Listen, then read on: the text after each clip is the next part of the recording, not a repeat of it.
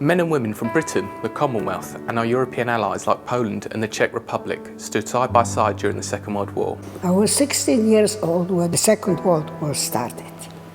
And I remember it very, very well. We arrived by Liverpool, landed to England, and I've been sent to the Founding War 300 Bombers Squadron stationed there, and I was put to work on a flying control, which I directed plane when they were approaching. Thousands of bombing raids were launched from Lincolnshire's airfields in World War II, flown by men from the RAF and from the Polish Air Force too, like 300 Squadron, who were based just 40 miles up the road from here. Boston today is home to people from Poland and from Britain too, living side by side, and it's important that we remember this history that we all share.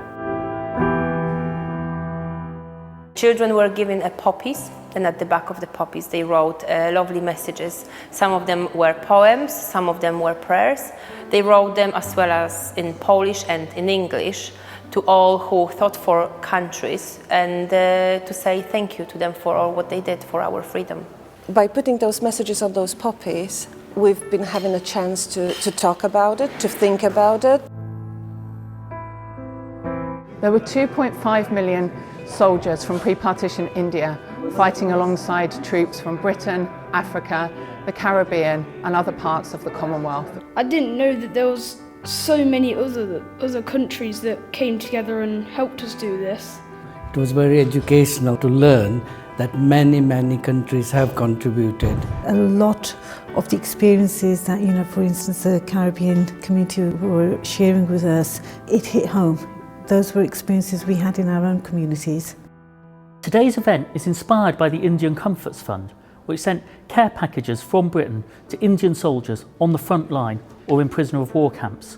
In the war years, when these dear soldiers must have received these, it must have been a joy and a real treat for them. A good way to get everybody in their sort of more playful zone so they could contemplate and really feel connected to each other. So many people don't know how many nations were involved helping the Allies, especially in the Second World War. We have a chance to meet and exchange our history, our past, and very often we find out that that past somehow has something in common. It'd be great if we could do this every year as an annual event, and certainly as a biannual event would be a lovely thing to do. Learning about our shared history can bring people together because we were all in it together. We were all fighting together.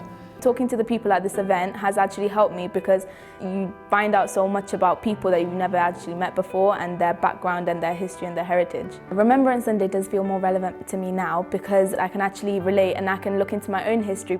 If only people realised, then yeah, I think our remembrance celebrations would be very different.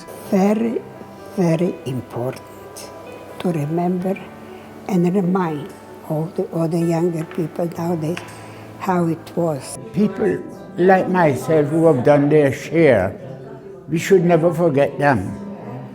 It is our duty for those who are here today to remember those who are gone.